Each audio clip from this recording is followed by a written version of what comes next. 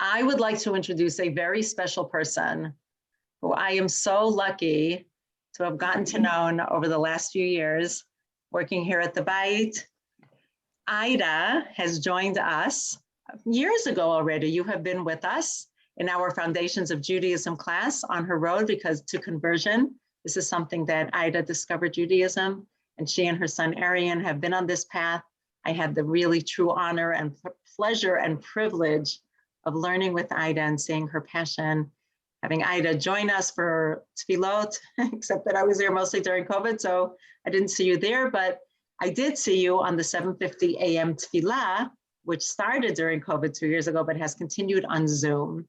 And Aida joined it. And last year when Juneteenth came around, and I had only just heard about Juneteenth, I never heard about it as a child. I lived in Israel most of my life, and it was so interesting to me. And Aida said to our group on tefillah, this is something that my family has celebrated for many years, and we commemorate it. And she told the group about it, but people were not gathering in person. She said, please, when Juneteenth comes around again, when things are open, when there's more availability, I would absolutely love to. So we were able to do it on Zoom this year. Maybe sometime it'll be in person. I'm so glad to say that Aida is literally a breath before the final steps of conversion. And we are so excited to have you join us when that happens, which hopefully will be very soon. And I would love to start by asking you a few questions. I just want to share with people that there will be time. Aida said from the beginning that she would be so happy to take questions, but there's a lot that Aida is going to teach us. So let's listen to her and learn from her. And then at the end, we could open it for questions. So we're doing it somewhat in an armchair way, but we're just on different screens. I'm in an armchair. I don't know about you, Aida. You in an armchair? In a high chair? Yeah. Yeah. Right. But I'm so excited because I see that you're dressed in a special way, and I see behind you is Happy Juneteenth. So I know, and you told me you're going to explain to us. I'm really, it's amazing. So if you don't mind, because not everybody on the Zoom knows you, and I would love for you to introduce yourself. So Aida, can you tell us a little bit about where you are from and what your background is? If you could share that. Okay. Everybody sees me? This is new to me, so. I'm actually going to take myself off the spotlight, except I'm asking you questions. Okay. I don't see anyone. You don't see? Look on the gallery. Do you want to do gallery view for yourself, Aida? Would that be helpful? Yeah. Go ahead, tell us. Well, as you were saying before, I've been going to the Bayit for quite a while. I started going back in 2012, and through Rabbi Ari Hart was the one who I connected with to go to the Bayit. So I'm from a mixed ethnicity. I have Brazilian, Spain and Portugal, and Ethiopian roots through my ancestors. So what else you would like to know? Well, were you born in this country? I was not born in this country. I was born in Brazil. Amazing. So that makes me South American. Amazing. Okay, yeah, that's fine. If that's could you just repeat again, because you have so many different parts that I can't keep track. So say again, what is your ancestry? My ancestry is Brazilian, Spain, Portugal, wow, African, which is from Ethiopia, and some Indian down the road, but way back, like late ancestors. Okay, fantastic. Thank you so much. You're welcome. Now, so let's move to Juneteenth, if you don't mind. Tell us about Juneteenth and what is its significance? What can you tell us about the holiday and what it means? If you don't mind, I would like to read something, if it's okay. Sure, of course. Okay, so I'm going to read a little bit about the history about Juneteenth, which is really June 19th, but they abbreviated it to Juneteenth. So I'm going to read a little bit about it. What is Juneteenth? With a short for June 19th. It marks the day when federal troops arrived in Galveston, Texas in 1865 to take control of the state and ensure that all enslaved people be free. The troops' arrival came a full 2.5 years after the signing of the Emancipation, and this is the Proclamation of Emancipation that was signed by the president back then, Abraham Lincoln, in June of 1865.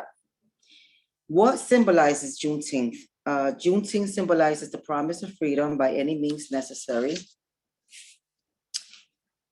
Juneteenth is a celebration of liberation of enslaved people in the Confederate States, having been enslaved as early as 1600s and fighting vigorously for their freedom. The Emancipation Proclamation declares slaves in the Confederate States as free.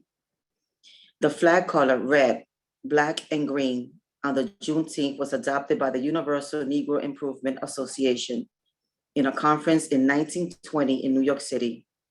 It declares the right of Negro people of the world on August 13, 1920.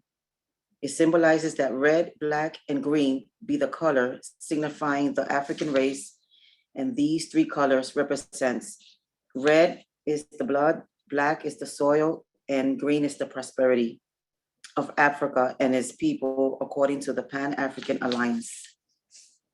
What does these colors symbolizes in depth? Red represents millions of men and women who lost their lives. Most recently, we remember not only civil rights leaders like Malcolm X and Dr. Martin Luther King Jr., but recent Black people who have been killed today in recent years. Black represents melanin, the soil of the Nile Valley and the unification of the African diaspora. Black compels us to remember that we, Black women and men, are all unified as members of one family. Green represents and stands for fertility, productivity, and prosperity, and the fertile cradle of Africa. The foods that we eat on Juneteenth, we drink red beverages. The color red, again, symbolizes the bloodshed by enslaved ancestors due to the transatlantic slave trade, and many slaves only drank hibiscus drinks. We also eat anything green, like collard greens, kale, or mustard, to remind us of our fertile land and prosperity.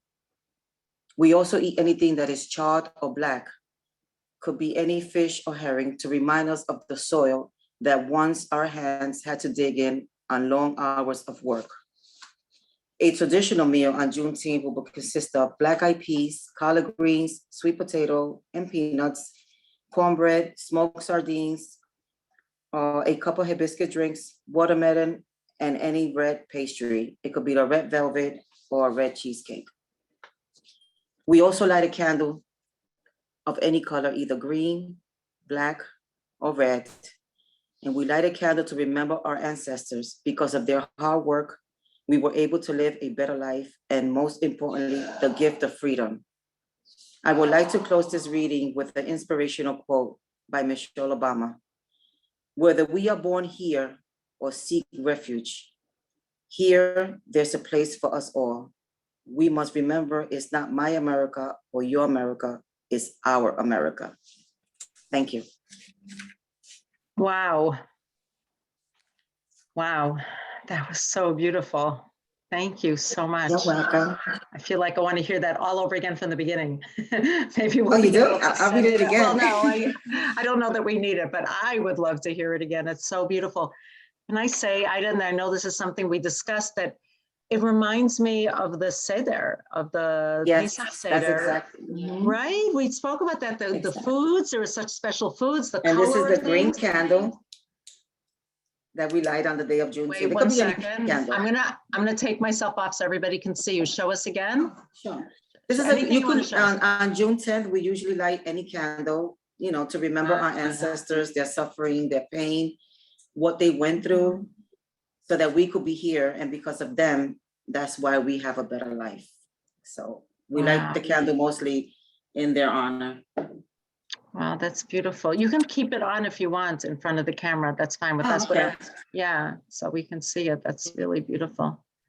Ida, and I know you used the word ancestors a lot when we were talking. Oh, and yes, yes. The slavery. And can you want to tell the group here why it's so important to you personally, your family? I know that's meaningful to you.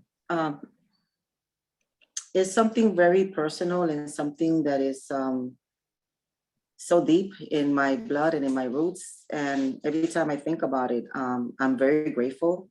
And if I had to come back in another life, I always said I would like to come back the same way that I came the first time. I do come from a country of Brazil, and in my country, they have what they call the Amazonas, and it's an indigenous tribe. And my mom belongs to that tribe, actually. And in that tribe, it's like 2 or 3 or 4 ancestors before my mom. I come from a lineage of slaves. So my mom, she talks to us and she tells us the story about what her father's father went through and the suffering and the hunger.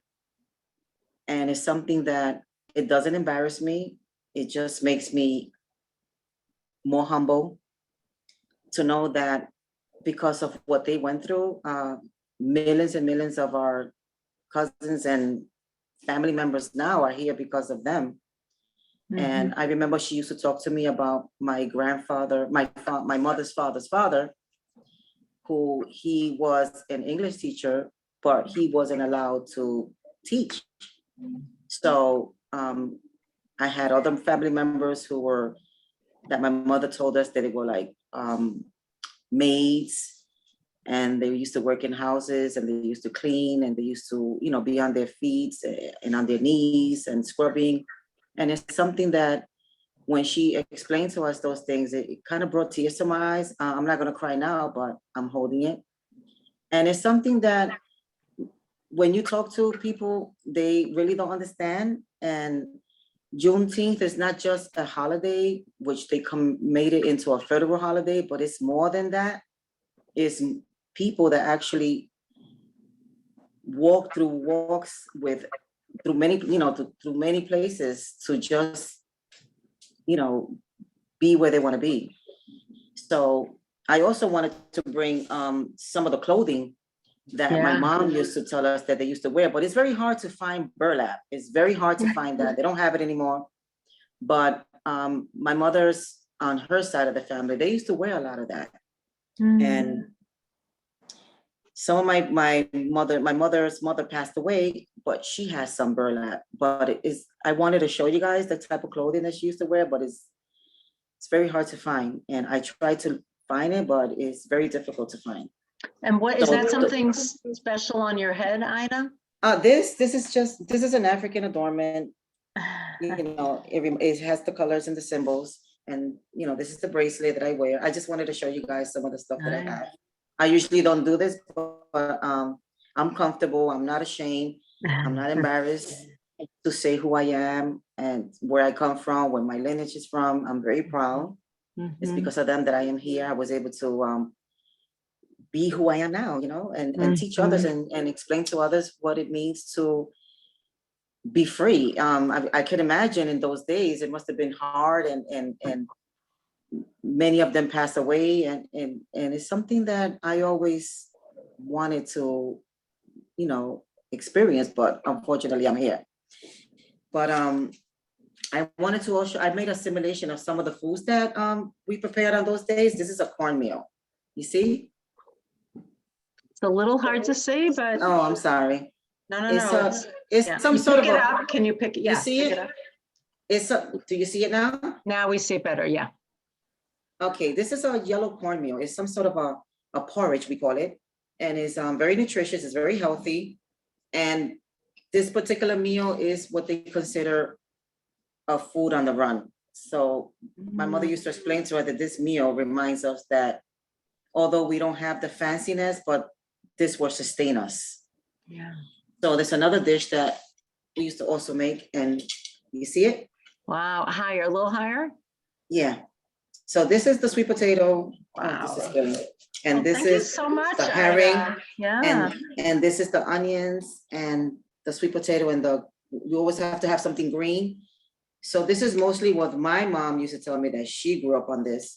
And so did my grandmother, and we still keep it alive to this day, and I eat it. So I'm proud of that. And also we always have watermelon, of course. something refreshing, and it's, if you can see, it's red. And Wow. also, we also have to have a pastry, which is, this case happened to be red velvet. You see that it's closed, so I'm not Oh, eating it. nice. So we have that, and I also want to show you some of the stuff that, the bowls. This is where my mother eats. Wow. Need a spoon, and this is a coconut bowl. So Wow. I begged her to give it to me, but this is where it is. It's very worn out. It's but very it's very good important condition. to, It's Ida, right? important. This is very important to her to keep in the family. And, oh, yes, it is. And also the females, but it's, when we enter a specific age, or you could say womanhood, they put this around our waist. Wow. See this? Yeah. So, and this, the mother does it for the daughters, not the boys, the girls. They have, they wear this, they put it around their waist and around the, you know, the belly. And it's like a blessing, fertility, you know, it goes by your tribe, and, you know, this is mine. So I just wanted to show you. Thank you. So, and the colors have a significance, which I'm not gonna get into detail because it's a little personal. But this is, well, you know, the white is purity, I could say that. And it's something important. My mother has it until this age. I have it. And everyone in my family that are females, at the age of womanhood, they have this put on. And also, these are some of the dolls that they, you know, they give us. You see how she look? Some of the dolls Yeah. that they give us when we were young. We had dolls like this. See, she has an African gown. Yeah. And this is some of the stuff that we wear when we go to sleep. We put this on our head. When you And the put on purpose your of head, us- is that on Juneteenth or just in general? No, this is what we wear to go to bed. Oh, Put this wow. on. Yeah. So in my mother's lineage, they always cover their head. They never have their hair uncovered.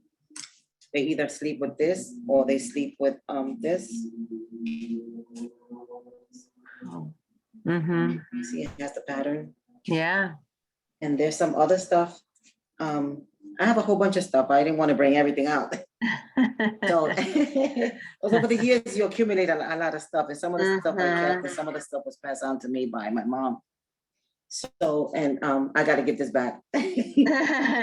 I want to add a question that I want. And to add a also, question. I'm sorry. Oh, sorry. Yeah, go on. The hibiscus tea is very important to have any type of tea with this meal. It has to be red. It has to be red. Because the Got red it. reminds us of the blood that was shed Right. during my ancestors and the slave tribe back in 1865. Beautiful. So beautiful. I know that you spoke That's with me. another, Go that's on. another holiday that is similar to Juneteenth. I don't know if any one of you are familiar with Kwanzaa. You have I've Kwanzaa? heard of it. So Kwanzaa and Juneteenth is almost the same. But the difference with Kwanzaa and this one is that Kwanzaa celebrates the first fruits that you Right. present. Right. And it's not a religion, it's a indigenous practice. So, and it's usually around the time of after Hanukkah. Right, right. So sometimes that coincides with the different religions. Yes. Beautiful. I know that It's almost similar to, I believe it's similar to Shavuot, I think. I think it is. No, this, it's similar to our Jewish holiday, the Kwanzaa. the but it's not Shavuot, could it be the Bikurim when we bring the first fruits? Yes, yes. But it's a absolutely. different time of year, it sounds But it's like. a different time of year, yeah. Right, right, nice. But in Kwanzaa, What you about bring Tu B'Shvat? Wait, everything oh, that you, but in Kwanzaa, everything that you plant and harvest, you put it out on the table. beautiful. Let's put the, Yeah. just want to say that people, if you have comments, please If put in the anyone chat. open for questions, Yeah, we will. Yeah, I'm we will open. in a moment. Just a I'm minute. very humble. Yeah. Anyone wants to ask me anything, I'm an open book. It's right amazing. along. Wait, one second before we go to that, just a minute, everybody. I just want to add a couple more things. First of all, please feel free to put things in the chat if you would like questions or comments. There are already some questions in the chat that I would very much like to address. But I do want to ask you a couple more things. First of all, Yeah, sure, Rabbi. you spoke to me very passionately about why it is so important to remember. And again, as you keep talking, so many of the things you're saying align with Judaism, with some of the traditions from Judaism, Mhm. whether it's clothing or colors at different, and the foods we eat and everything symbolizes Mhm. something. It's really amazing. And even what you said about things like Kwanzaa, that it aligns, it's really quite beautiful. But I know that you spoke to me about why is it so important to remember, and it was so passionate. So I would love for you to talk about that, and then we'll go to the questions. Oh, why are you so passionate with me You're celebrating so this? passionate about why it's, I just love your passion about why is it so important to remember.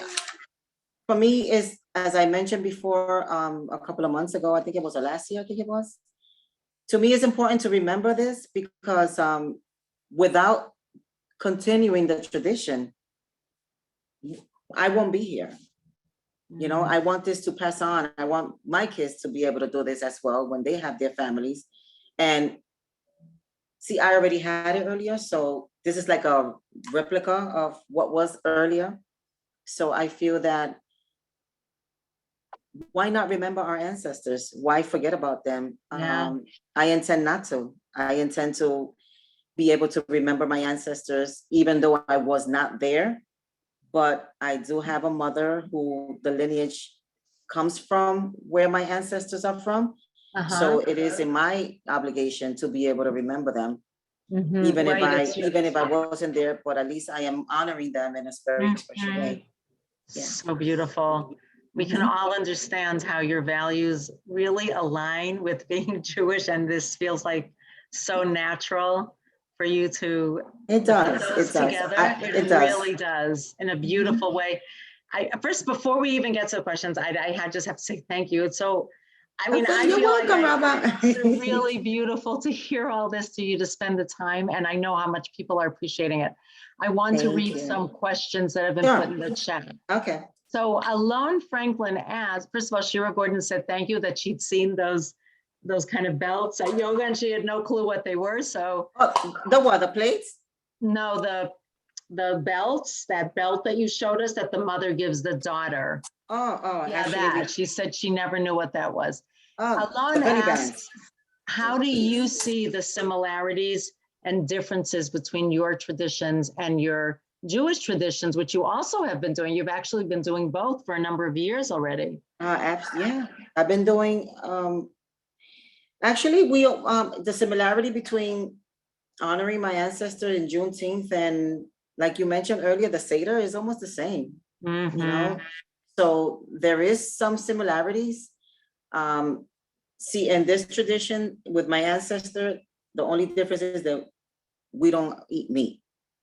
There's no type of meat you're on this meal. vegetarian. Exactly. Oh, in this meal. But you're a vegetarian, I Yeah, think, right? definitely. I don't consume any of that.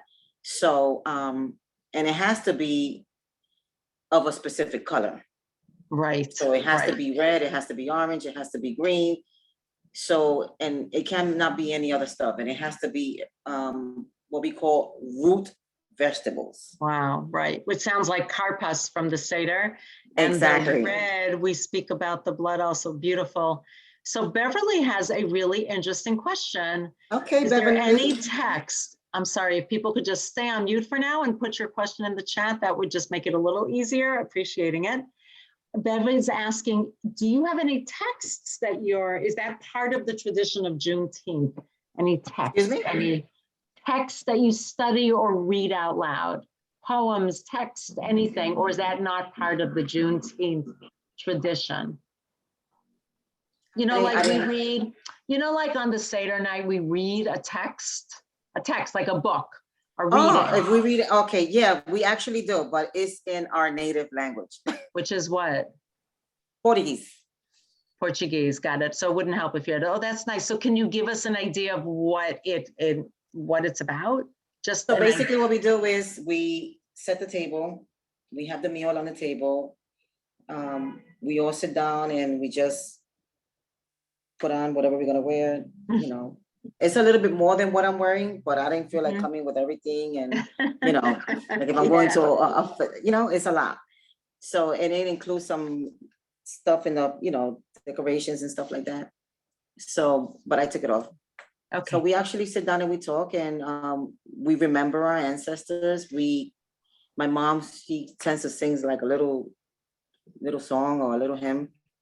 And it's a lot of crying, a lot of tearing. Oh, wow. And yeah, and it's a like an act of suffering. And because once you start thinking about, especially my mom, she breaks down very easily because she's at that stage of her age. And my grandparents have passed away, so she's still in, she misses them. So Wow. Yeah. and so do I. So she starts to talk, and she prays, and we just go, it's kind of a little personal. Mm-hmm. You Yeah, know. it's personal. Like, it really feels personal because Yeah. it feels much closer than, Mhm. right? There are actual real live memories still that she's passing down to you, which feels Oh. it's not as ancient as some of the things that we go No, through. and to be quite honest, my mom, she's already in her late 70s. She still lives as if she is in that time. She's very old-fashioned, very, very old-fashioned, Wow, traditional. very traditional, very. Candace from our Tefillah group is asking, can you share more about the hair covering? When does that start, that tradition? It started. Covering the hair? Excuse me? Sorry, yeah. It always been that way. It has always Well, been what that way. age? I think she meant at what age would a girl start covering her hair? It started since you're young. It started with usually this is what we do. What we do is I have a lot of hair, as you know, Rabba. Yes. You tie, we do a lot of, we braid our hair. What we call, we plait it, then we put it in four, we braid it, and then we tie it up, and then we put what we call a bonnet or silk wrapping or that little hat. Wow. Okay. Yeah. I remember my mom used to she used to put one on my head when I was what, 1, 2 years old. Oh, wow. Yeah, Really? because I always had a lot of hair. I have a lot of hair. I Mhm. have a lot of hair. So we believe in braiding the hair, and she puts oil in the hair. And until this day, I still do the same thing that she used to do when I was little. It's a specific types of oil. I forgot to mention that. We use coconut oil, we use bergamot, we use peppermint, we use almond, we use argan, and we mix all that into a bowl like this. And then she will open the hair and she will massage it, and then she will braid it, and then she covers the hair. Wow. And that's a tradition that she done, and we still do it. Wow. It's part of the African ancestry. Yeah. My grandmother had a lot of hair too. She also had a lot of hair. What age did you come to the United States, Ida? I came here when I was very young. Mhm. I came here when I was young. Okay. And yeah, I remember coming here when I was young. Okay. Yeah. Don't remember quite what age, but I did come here when I was young. Is there anything, first of all, this is just so much beauty, and I think we're all appreciating hearing such deep feelings, hearing the traditions, and really feeling your personal connection and your family's connection. And this idea of continuing it, this idea of continuance, which feels like it's something that's such a value for us as well. So it's just so beautiful. It's always a joy for me it's a joy for me to talk about it and to really teach others, because there's a lot of people out there that actually are similar to myself, but sometimes they just don't want to talk about it. And some of them I came across, and I told them, what are you ashamed of? If you had like a lineage in your family that was slaves or whatever, it doesn't make you less of a person. Yep. It should make you proud because of what they went through. We're here, and again, I always tell people when they say, oh, Juneteenth is a federal holiday, it's a pay holiday, but it's more than that. Much more. It's much more than that. If you really want to look into the scope of the picture, it's much more than that. And it really has nothing to do with, to be quite honest, it really has nothing to do. even though they instituted with the George Floyd, but I don't really want to touch too much on that. But to me, it has always existed. It's just, Wow. it hasn't been elaborated and it hasn't been brought out until that incident. But it always been there. It has always been there. George, who you know from the Tefillah, wrote in the chat. 1 second, let me read it to you because I'm not sure you can see it. Thank you for sharing your history and traditions. And a number of people have written that, how much they're, Barry Benter, who you know from our Yeah. is also active in committees by us.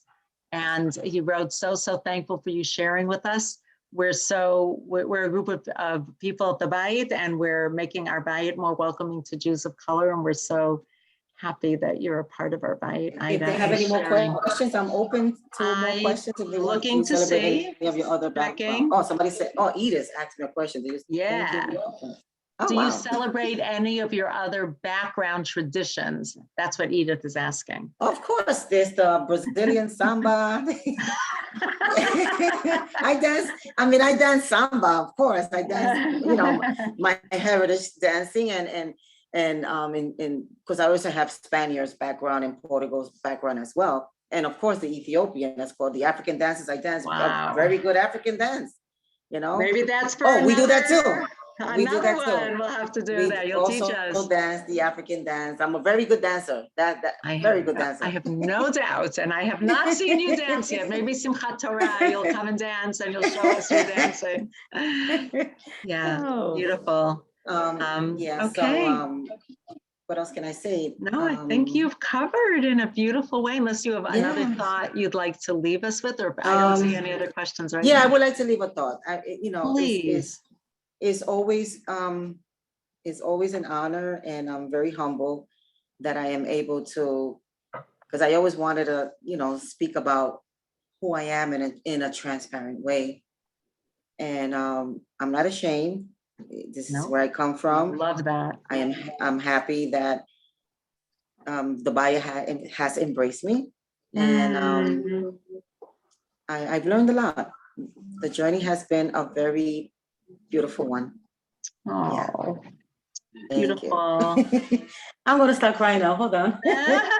I'm going back to gallery view, Rhonda Stock Road. That was very interesting. We welcome you to our Bayit and are honored to have you in our religion. Thank you, Rhonda. And Joan Smoller said that she loves African dancing, and just so many beautiful people are just, I think, just so touched that you shared in such a beautiful, beautiful way. I hope you can go to gallery view, Aida, to appreciate how many people took the time to come on and listen and learn, and you've taught us so much. I feel so enlightened. I really did not have a good feeling about not a good feeling. I didn't have a good feel for what Juneteenth really is, and now it's become much good. James wrote, our Bayit is richer with you in it. Hear, hear. Thank you. Well said, James. Thank Stephen, you. I don't know if you wanted to say something, because I think we're coming to a close, but just to express my gratitude to Aida for sharing, and my deep respect for your journey, and the beauty of weaving together the different traditions of your past and present and future. It's wonderful to learn. Thank you, Rabbi. Celebrate with you. Thank you. 1 second. Do you have a last word, Aida, that you wanted to say? Or I love everyone. Okay. Well done. I'm going to put up a heart because I know how to do that. So here we go. There you go. You got Thank heart. you. Oh, Rev Stephen also. Oh, God. All right, everybody. This was wonderful. And I think now when Juneteenth this year is being officially commemorated or celebrated. I don't know what the word is on Monday, because Sunday it's not so those who either have, we're considering it like as a federal holiday. We will have one tefillah in the Bayit. So we are absolutely respecting it as a national holiday. We, like we do on Sundays and like we do on any other Memorial Day or other national holidays, we are certainly respectful of it and embracing it as a holiday. And we invite everybody. Perhaps you could share with your families a little bit of what you heard here, and this way we'll have ripples and spread out among others. So Sending love to Thank all. you. We're going to close. Shavua Bye. Tov. Happy Shavua Juneteenth. Tov. Thank you, Ida, again. Thank you. You're welcome, Rabbi. Shavua Tov. Shavua Tov. Shavua Tov. Bye, Thank you. everybody. Bye-bye. So. Mhm.